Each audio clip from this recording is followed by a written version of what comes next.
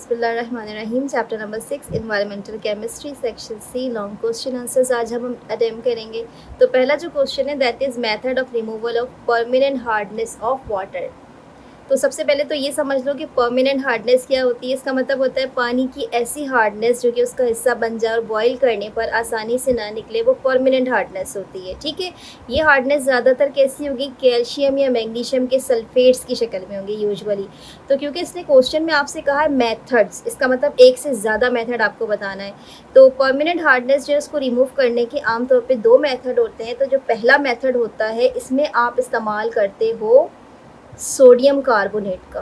ठीक है, इसमें आप सोडियम कार्बोनेट को यूज़ करते हुए क्या करते हैं कि जो कैल्शियम या मैग्नीशियम सल्फेट होता है उसकी जो इम्प्योरिटी है पानी में से उसको रिमूव कर देते हैं। ठीक है, तो पहले मेथड में क्या हुआ, आपने सोडियम कार्बोनेट को यूज़ किया और यूज़ करने पर हार्डनेस जो है पानी की रिमूव कर दी। अब इसकी इक्वेशन देख लीजिए किस तरीके से बनेगी। लेट सपोज आपके पानी में जो इम्प्योरिटी है वो है कैल्शियम सल्फेट की शक्ल में। आप कैल्शियम सल्फेट की जगह अगर मैग्नीशियम सल्फेट भी यूज़ कर सकते हो। ठीक है, अब आपने इसमें क्या चीज़ ऐड कर दी, सोडियम कार्बोनेट। तो देखो स्टूडेंट्स, इसको इक्वेशन को बनाने का बड़ा आसान तरीका होता है कि एक का प्लस दूसरे के माइनस से जोड़ दो। फॉर एग्जांपल कैल्शियम प्लस है, ये इसके कार्बोनेट से जुड़ जाएगा, क्या बना देगा, कैल्शियम कार्बोनेट। और ये जो सोडियम है ये प्लस है, ये सल्फेट के माइनस से जुड़ जाएगा, क्या चीज़ फॉर्म कर देगा, सोडियम सल्फेट। तो इस तरीके से आपकी इक्वेशन बन जाएगी, ये हो जाएगा कैल्शियम कार्बोनेट और जो दूसरी चीज़ आपके पास फॉर्म होगी वो होगी सोडियम सल्फेट। अब आपको मैंने शॉर्ट क्वेश्चन आंसर्स में भी ये वाली बात बताई थी कि ये जो कैल्शियम कार्बोनेट होता है ये प्रेसिपिटेट की शक्ल में जो है ना बैठ जाता है। तो अब आपने क्या करना है, सिंपल इसको सिर्फ और सिर्फ रिमूव कर देना है बिल्कुल नॉर्मल मेथड के ज़रिए। ठीक है, क्योंकि ये डिज़ोल्व नहीं हो रहा, ये प्रेसिपिटेट की शक्ल में बैठ जाएगा। तो आपने जस्ट क्या करना है, इसको आसानी से पानी से रिमूव कर सकते हैं। पानी को छान लेंगे या फिर ये करेंगे कि टॉप लेयर जो है उसको आप रिमूव कर लीजिए, बॉटम में कैल्शियम कार्बोनेट मौजूद होगा उस लेयर को छोड़ दीजिएगा, ये वाला पानी अब इस्तेमाल के काबिल हो जाएगा। ये पहला मेथड है परमानेंट हार्डनेस को रिमूव करने का। जो दूसरा मेथड होता है इसके बारे में आपकी बुक में सिर्फ एक जिक्र है, यानी इसकी इक्वेशन नहीं है, लेकिन मैं यहाँ पे आपको इक्वेशन भी बना के दिखाती हूँ। ये कहलाता है सोडियम जियोलाइट प्रोसेस। ठीक है, जियोलाइट जो है एक किस्म का आयन एक्सचेंज रेजिन होता है। आयन एक्सचेंज रेजिन का मतलब क्या होता है कि इसके अंदर जो सोडियम आयन होते हैं ये जियोलाइट का हिस्सा होते हैं। लेकिन जैसे हार्ड वाटर आप इस आयन एक्सचेंज रेजिन के अंदर से पास करते हो तो होता क्या है कि देखिए ये इस तरीके से फर्ज कर लीजिए, इसके अंदर क्या चीज़ मौजूद है, सोडियम जियोलाइट है। ये एक ट्यूब सी है, इसके अंदर सोडियम जियोलाइट मौजूद है। अब आप इस ट्यूब से पानी को जो है ना पास करना शुरू कर देते हैं। ठीक है, इस तरीके से ये पानी हार्ड वाटर है। तो यहाँ इन तमाम जगहों पर कौन सी चीज़ मौजूद होगी, सोडियम आयन मौजूद होंगे। अब इस पानी के अंदर जो कैल्शियम या मैग्नीशियम की इम्प्योरिटी है वो क्या करती है, सोडियम को रिप्लेस करके खुद इसकी जगह ले लेती है।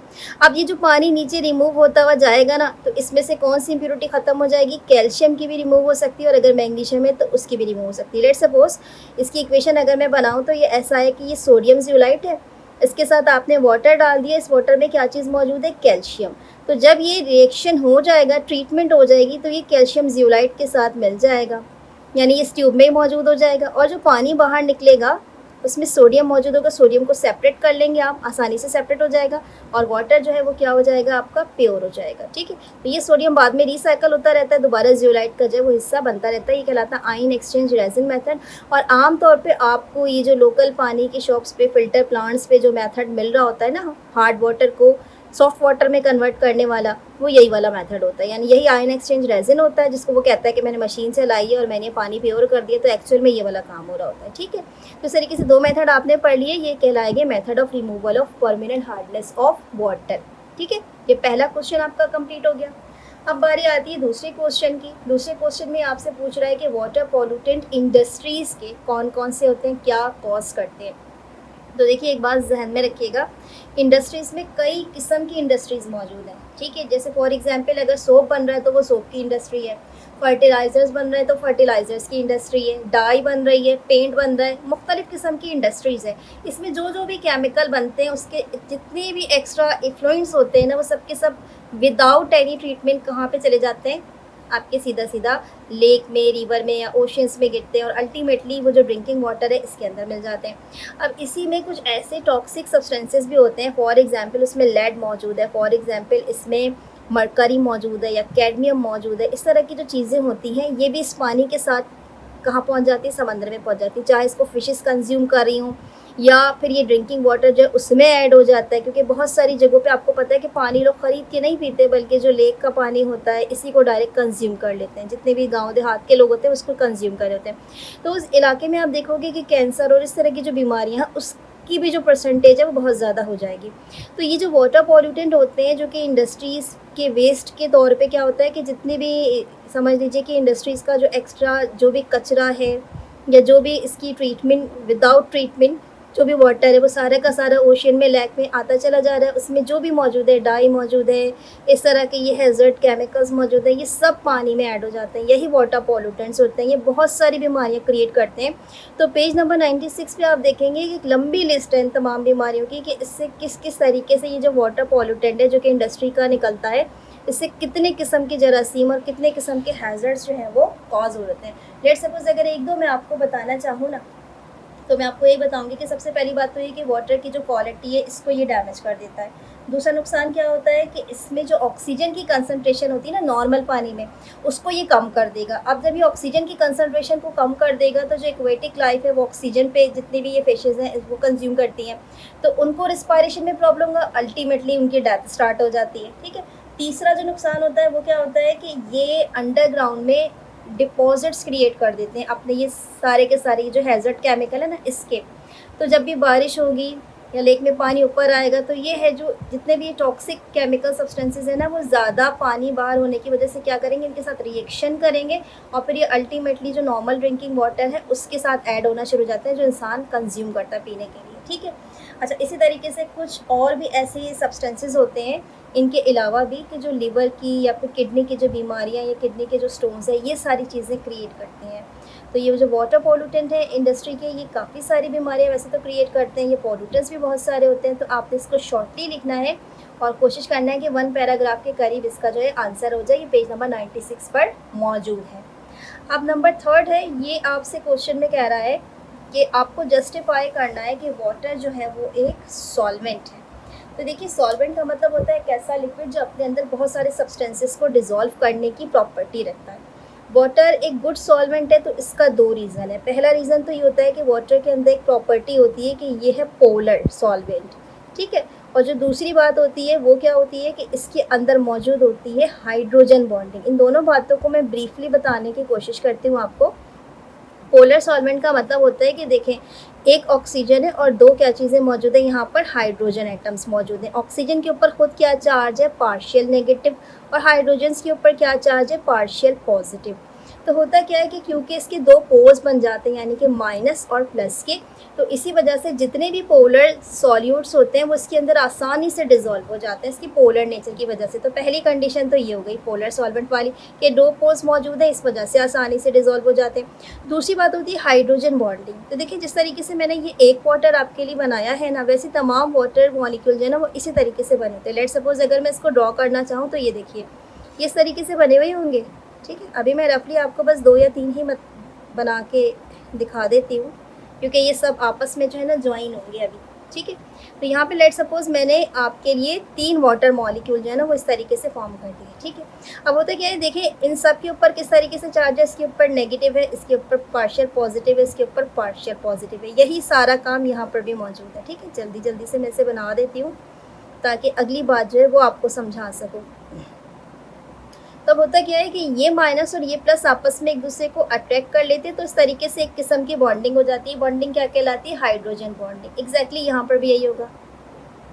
ठीक है। इसी तरीके से देखिए नीचे भी जो मौजूद होगा बिल्कुल ऐसा ही, नेक्स्ट जो वाटर मॉलिक्यूल है उसके साथ भी यही होगा।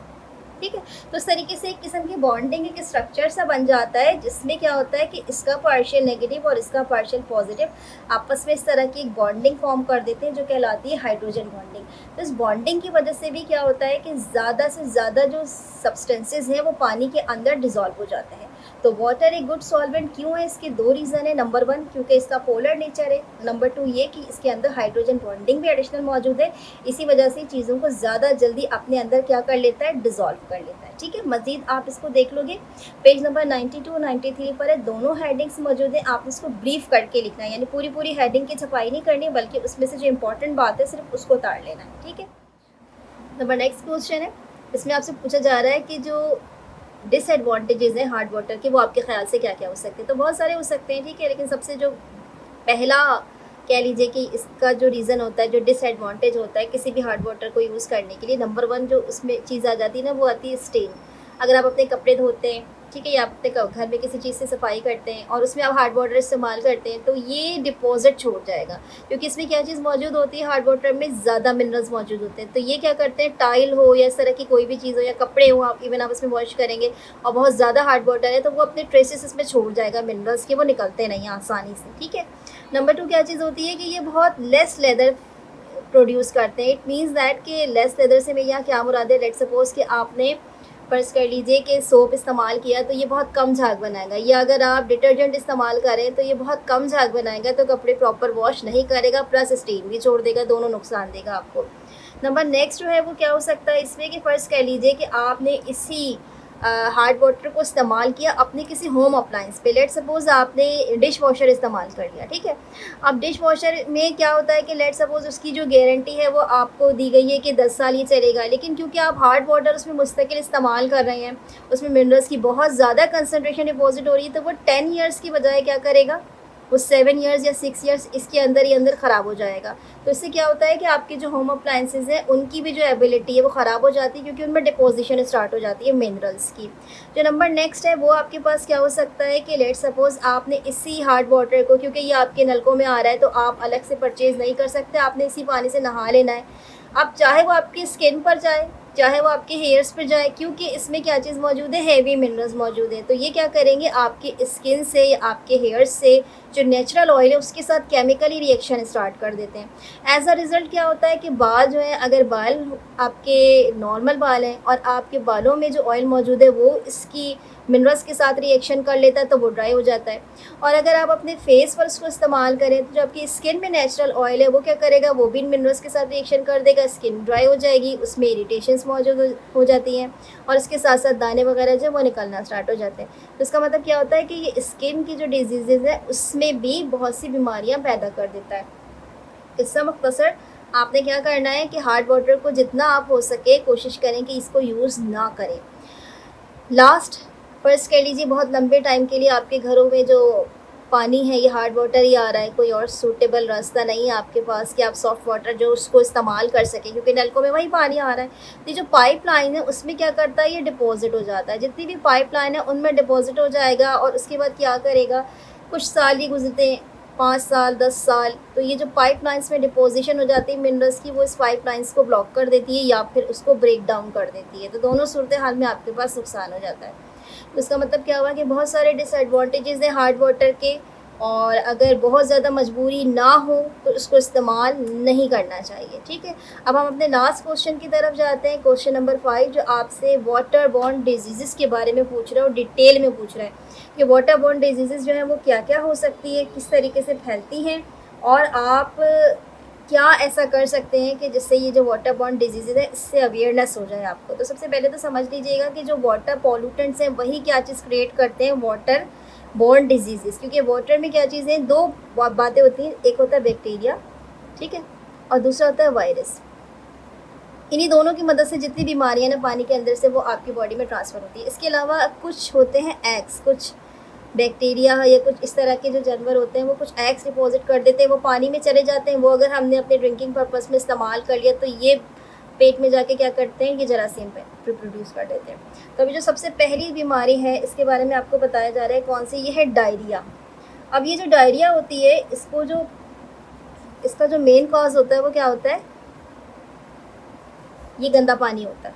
गंदे पानी में बैक्टीरिया और वायरस दोनों मौजूद होते हैं। ये ख़ास तौर पे कौन सी बीमारी प्रोड्यूस करते हैं, डायरिया की बीमारी प्रोड्यूस करते हैं। तो अगर इसका आपने प्रॉपर इलाज ना कराया तो फिर बहुत ज़्यादा वीकनेस हो जाती है, आप जो है वो काफ़ी ऐसी कंडीशन में चले जाते हैं जो कि डेंजर जोन हो जाता है, ठीक है। ये बैक्टीरिया और वायरस ही होते हैं जो डायरिया प्रोड्यूस करते हैं, और ये बैक्टीरिया वायरस पानी में आते कहाँ से, पॉल्यूटेंट्स की वजह से आते हैं। नंबर नेक्स्ट जो बीमारी है यहाँ पर जो आपकी बुक में मेंशन है, ये है डिसेंट्री। डिसेंट्री का मतलब क्या होता है, इसका मतलब ये होता है कि फ़र्ज़ कर लीजिए कुछ ऐसे बैक्टीरिया, कुछ ऐसे वायरस पानी में चले गए हैं इससे कोलेरा या इस तरह की कुछ और बीमारी आ जाती है कि जो डायरिया से भी एक स्टेप आगे हो जाती है। मतलब डायरिया तो फ़र्ज़ कर लीजिए आपने ट्रीट कर लिया, इसमें आपको क्या हो गया, वाटर जो है इसका शॉर्टेज हो गया, लेकिन डिसेंट्री जो है इसमें आपकी जो इंटेस्टाइन है उसमें बहुत प्रॉब्लम हो जाएगी, इसमें पानी जो है उसकी भी कमी हो जाएगी, वॉमिटिंग भी स्टार्ट हो जाएगी। तो ये डायरिया से एक लेवल ज़्यादा बड़े लेवल की बीमारी होती है डिसेंट्री, ठीक है। अच्छा, नेक्स्ट जो होते हैं आपके पास जो बीमारी है दैट इज़ द फ्लोरोसिस। अभी जो फ्लोरोसिस है ये कैसे फैलती है इसको भी देख लीजिएगा। फ्लोरोसिस का मतलब क्या होता है कि फ़र्ज़ कर लीजिए आप कोई ऐसा पानी खुदा न ख़ास्ता इस्तेमाल कर लेते हैं जो कि पॉल्यूटेड है और उसमें फ्लोरीन की कंसंट्रेशन ज़्यादा है। तो नॉर्मल पानी जो उसमें सोडियम क्लोराइड मौजूद होता है, तो अगर फ़र्ज़ कर लीजिए कि ये सोडियम फ्लोराइड या इस शक्ल में फ्लोरीन आपको मिल जाता है एक्सेस में, तो अब ये जो बीमारी है ये हो जाएगी फ्लोरोसिस। तो इसकी वजह से क्या होता है कि जो मुख्तलिफ़ किस्म के ये कहना चाहिए आपके कि बॉडी जो है इसमें स्वेलिंग हो जाएगी और इसके साथ साथ ये बोन्स और जो टीथ है इसको बहुत बुरा डैमेज कर देते हैं। तो इस वजह से इसका एक्सेस जो है ये आपको नुकसान करता है। नंबर नेक्स्ट जो है वो आपके पास है हेपेटाइटिस। इसका नाम शायद आपने सुना हो। हेपेटाइटिस जो है ये आज से 10 साल पहले एक ऐसी बीमारी थी जो कि अनट्रीटेबल थी। तो इसकी कई सारी टाइप्स थी, A, B, C, D और इवन E भी, ठीक है। तो इनमें से अगर कोई भी किसी को भी हो जाती थी तो उसको ट्रीट करना बड़ा मुश्किल हो जाता था, क्योंकि ये भी बैक्टीरिया और वायरस की मदद से ही फैलती थी हेपेटाइटिस। पर अल्लाह का शुक्र है कि अब इन बीमारियों को ट्रीट कर लिया गया है, लेकिन इनके जो फैलने का कॉज है वो क्या है, गंदा और पॉल्यूटेड पानी जिसे कहा जाता है वही। नंबर नेक्स्ट जो है आपके पास इट इज़ द हुकवॉर्म। अब ये एक नाम है सिर्फ हुकवॉर्म, लेकिन एक्चुअली मैं आपको यहाँ बताना चाहती हूँ कि ये एक कह लीजिए कि पूरी फैमिली है, ठीक है।